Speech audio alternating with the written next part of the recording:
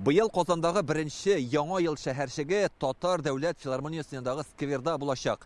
Күргәнебезчә 16 метр биеклектәге чыршы инде әзер. Гомумән, әлеге скверда яңа ел мохитенә әйләндергәннәр. Менә күргәнебезчә, хәтта скамья яннарында шундый ылыслы агачлар белән бизәгәннәр. Анда килеп утырып ял итәргә һәм истәлеккә фотога да төшәргә мөмкин булачак. Быел Казанда яңа ел бәйрәмнәре вакытында 180 чара оештырылачак. Балалар бакчаларына йөрүче һәм башлангыч сыйныфларда укучысы 160 мең бала бүләкләргә ия була. Моның өчен шәһәр бюджетыннан 33 миллион сум акча бүленгән. 25 декабрьдә Татнефть-Аренда республика чыршысы бәйрәме узачак. Быел махсус хәрби операциядә катнашучыларның балалары өчен дә Казан циркында тамаша оештырыла. Ул 27-28 декабрьгә билгеләнгән. Махсус операциядә катнашкан кешеләрнең һәм инде вафат булган кешеләрнең балалары өчен biz Казан циркында бәйрәм оештырабыз, матур гына бүләкләр әзерләдек.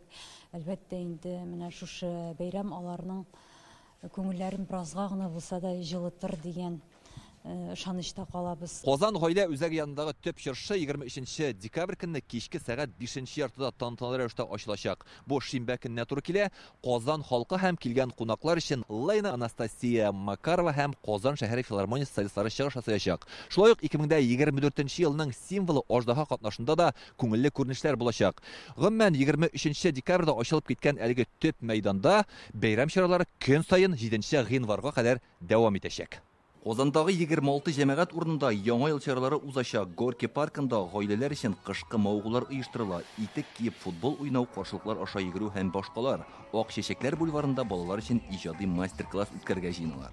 Встретить новый 2024 год можно будет на 2 открытых городских площадках. Яңа елны Казанда ачык һавада 2 урында каршылап булачак: Ширеккүл һәм гаилә үзәге янындагы мәйданда. Анда кызыклы программа каралган. Шулай ук Россия президенты һәм Татарстан рәисенең яңа ел уңаеннан котлау мөрәҗәгатьләре дә трансляцияләнәчәк. 25 декабрьдән киләсе елның 8 гыйнварына кадәр Татарстанда янгынга каршы махсус режим гамәлдә була. Казанда салют пиротехника куллану өчен махсус 4 урын билгеләнгән. Ул Гаврилов урамындагы мәйдан, Тынычлык бистәсе янында каенлыктагы сабан туй узатырган урын, ипподром янындагы мәйдан һәм Түбән Заречье дамбасы.